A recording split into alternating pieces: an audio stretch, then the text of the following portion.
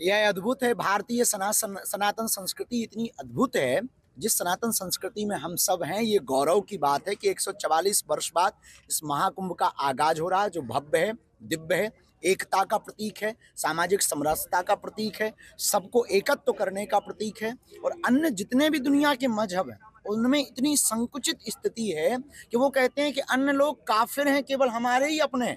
और हमारे सनातन धर्म की महिमा देखो, स्टीव जॉब्स की वाइफ भी आकर के कमला बन जाती हैं, वो भी डुबकी लगा लेती हैं, फ्रांसीसी भी डुबकी लगा लेते हैं, अमेरिकन भी डुबकी लगा लेते हैं। और हम उस सनातन परंपरा से आते हैं कि दोनों हाथ फैलाकर पूरी दुनिया का स्वागत कर रहे हैं कि वसुधैव कुटुंबकम, आइए आपका महाकुंभ में स्वागत। अच्छा, आपने जो बागेश्वर धाम जी, आप बागेश्वर सेना एक आप लोग का शुरू कर रहे हैं, क्या विस्तार रहेगा, कौन कौन होंगे, कहाँ तक सीमित रहेगी? अभी इस बार हमने 19 जनवरी को आदिवासी जनजागरण महासम्मेलन रखा और पूरे देश के लगभग 22 बसें आपके राजस्थान की गई, जिसमें 1200 आदिवासी परिवार महाकुंभ की तरफ यात्रा में निकले थे। वो बागेश्वर धाम पर उस आदिवासी जनजागरण सम्मेलन में सम्मिलित हुए। उसका उद्देश्य केवल इतना है, कन्वर्जन के लिए, धर्मांतरण के लिए सबसे सॉफ्ट टारगेट हमारे आदिवासी भाई परिवार हैं। वो प्रकृति मित्र हैं, वो प्रकृति के नजदीक हैं, जल जंगल जीवन ही उनका सर्वोपरि है।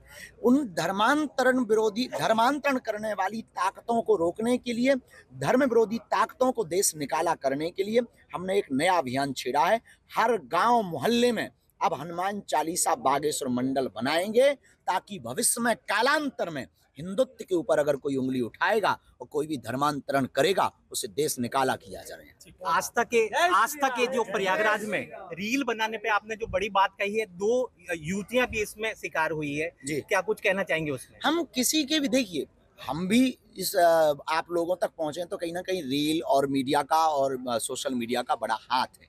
लेकिन कहीं ना कहीं वर्तमान समय में महाकुंभ अपने मुद्दे से भटक रहा है।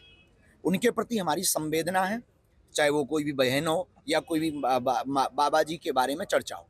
महाकुंभ इस बात के लिए लगाया गया कि हमारी संस्कृति का प्रचार हो, हमारे सनातन का प्रचार हो। और भी तो साधु संत हैं, केवल वही युवतियों पर क्यों महाकुंभ की रील टिकी हुई है, वही बाबा पर क्यों टिकी हुई है? वहाँ रिसर्च का केंद्र है बहुत बड़ा।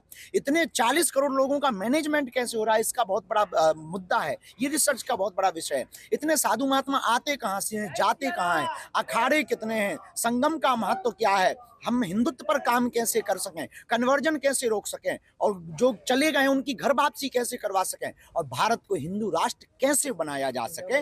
महाकुंभ इसके लिए रखा है। और हमें लग रहा है कहीं ना कहीं महाकुंभ अपने उद्देश्य से भटक रहा है।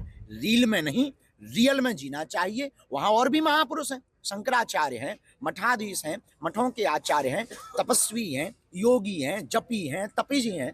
इसलिए हम कहते हैं कि जिंदगी में रील में नहीं, रियल में जीना चाहिए। इसलिए हमने कमेंट किया, पर उन बच्चियों पे कमेंट नहीं है, उन लोगों पे कमेंट नहीं। उनकी कोई गलती नहीं। उनकी क्या गलती है? विचारों की गलती उनकी है जो महाकुंभ के उद्देश्यों को भटका रहे हैं।